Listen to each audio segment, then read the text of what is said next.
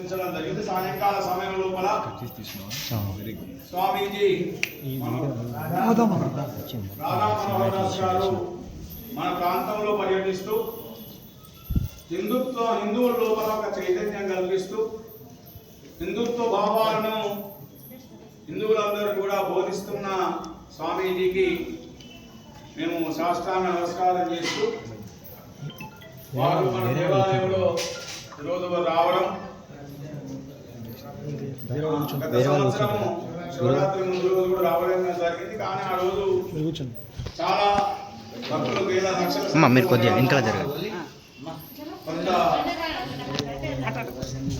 జాప్యం జరిగినది. కాబట్టి భక్తులు ఈ శుభ సందర్భం ఈరోజు శుద్ధ పౌర్ణమి, ఈరోజు అందరూ కూడా రైతులందరూ కూడా నాగర్లకు పనిముట్లకు కూడా పూజలు నిర్వర్తించుకునే సందర్భం. ఎందుకంటే వర్షాకాలం ప్రారంభమవుతున్న సందర్భం లోపల స్వామివారు రావడం మనందరూ కూడా శుభసూచకం. వారిని దేవాలయ ధర్మాదాయ శాఖ పక్షాన ఆలయ సిబ్బంది మధుకర్ గారు సత్కరించవలసిందిగా విజ్ఞప్తి చేస్తూ ఉన్నాం.